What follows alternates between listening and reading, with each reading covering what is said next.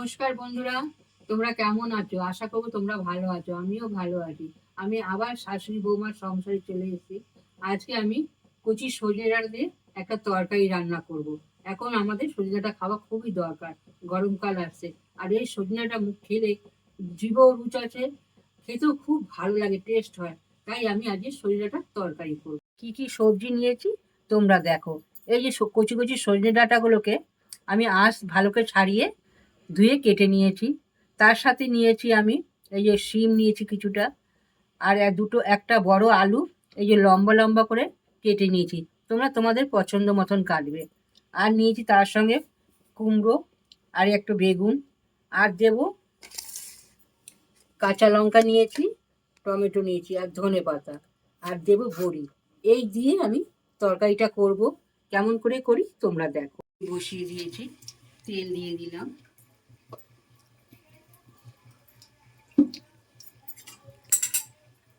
আমি প্রথমে বড়িগুলোকে ভেজে নেব।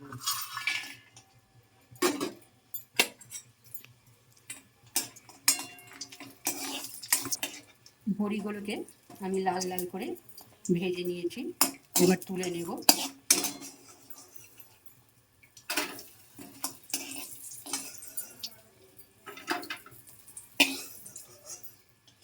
প্রথমে আমি বেগুনগুলোকে একটু নুন হলুদ মেখেছি, নুন হলুদ মেখে বেগুনগুলোকে একটু ভেজে নেব, ভেজে তুলে নেব বেগুনগুলোকে।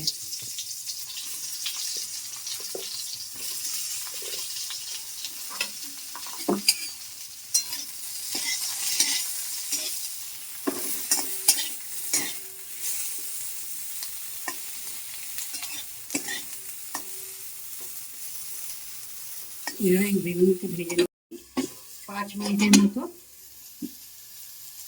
ভেজে নিলাম। এইভাবে অল্প তেল দিয়ে বেগুনগুলোকে গ্যাস কমিয়ে ভেজে নিয়েছি। এবার বেগুনগুলোকে আমি তুলে নেব।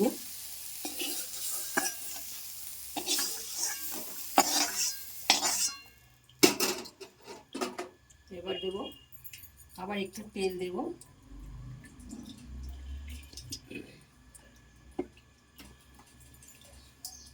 একটা গোটা শুকনো লঙ্কা দেব,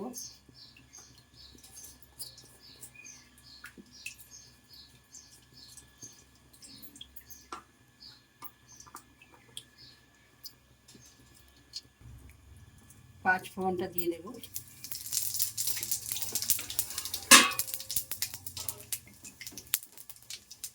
এবার আমি এই আলু দিই, এটা 2 সেকেন্ডের মতো ভেজে লাল হয়ে গেছে ফোড়নটা আমার, লঙ্কাটাও ভাজা হয়ে গেছে। এবার আলুটা আমি আগে দিয়ে দেব।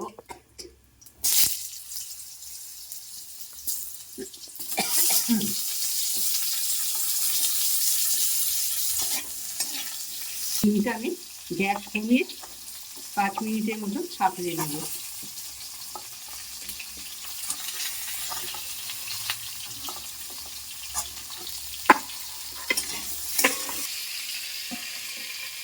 আমি এবার গ্যাস কমিয়ে এটা মিনিট 5 মতন একটু ভেজে নেবো আলুগুলোকে। দুবার নাড়া দিয়েছি, সেটা তোমাদেরকে দেখাইনি বন্ধুরা।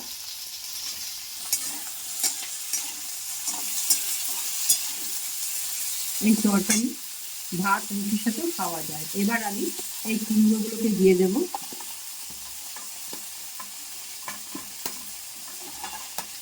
টমেটোটা দিয়ে দেবো, সজনে ডাঁটা, কাঁচা লঙ্কা সব দিয়ে দেবো।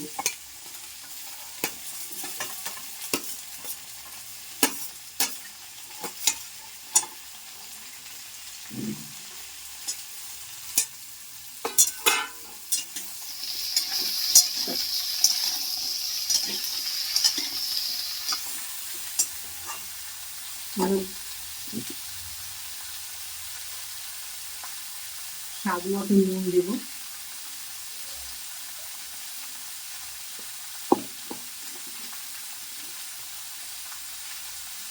হলুদ দেব,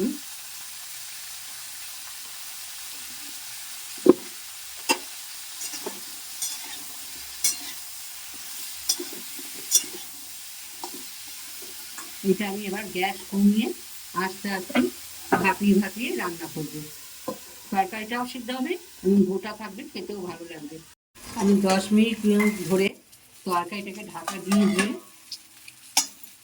কষিয়ে সাজিয়েছি, তোমাদের সেটা খুলে কি দেখাইনি। এই দেখো 10 মিনিট পর তরকারিটাকে আমি দেখাচ্ছি। সব আমার সিদ্ধ হয়ে গেছে, আলু সিদ্ধ হয়ে গেছে, ডাটাও সিদ্ধ হয়ে গেছে। 10 মিনিট আমি ওই করে সাঁতলালাম তরকারিটা। এবার সামান্য একটু গরম জল দিয়ে দেবো। গরম জল দিয়ে দিলাম।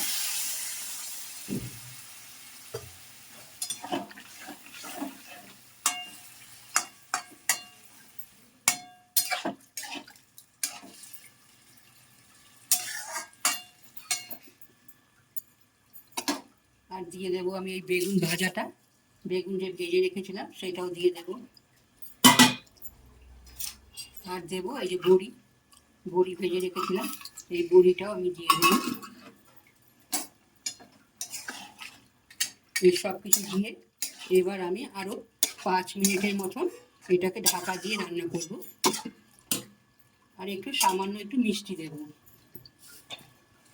সামান্য একটু মিষ্টি দেবো, কারণ ডাঁটাতে না একটু মিষ্টি না দিলে খেতে ভালো লাগবে না। একটু মিষ্টি দিলাম। এবার আরও 5 মিনিটের মতন এটা আমি হতে দেবো।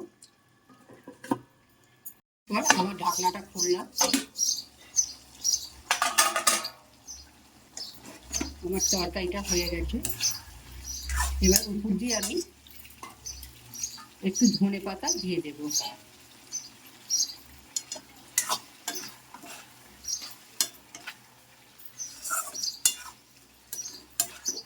তরকারিগুলো এইভাবে রান্না করলে, একটা সাঁতলে সাঁতলে করলে কি হয়, গোটা গোটা থাকে, সিদ্ধও হবে, খেতেও ভালো। কুমড়োগুলো গলেনি, আলু ডাঁটা সব গোটা গোটা রয়েছে। এই তরকারি খেতে খুবই ভালো লাগে। এটা রুটি ভাত সবার সাথেই খেতে হবে, এবং বড় ও ছোট সবাই, বয়স্করাও খেতে পারবে, কারণ সামান্য একটু তেল দিয়ে করেছি। এই রান্না সবাই খেতে পারবে, আর খাওয়া খুবই উপকার শরীরে। তোমরা রান্নাটা প্রথম থেকেই দেখলে। হ্যাঁ, আমার রান্না হয়ে গেছে। এবার আমি এই রান্নাটা এখানে গ্যাস অফ করে দিলাম। আমার রান্না হয়ে গেছে, তোমরাও দেখলে, তোমরা করে খেও। আশা করি তোমাদের ভালোই লাগবে। ভালো লাগলে আমাকে একটু কমেন্ট করে জানিও। আজ আমি এখানেই শেষ করলাম। আবার একটা রান্না নিয়ে তোমাদের সামনে আসবো। তোমরা ভালো থাকো, সুস্থ থাকো। টাটা বন্ধুরা।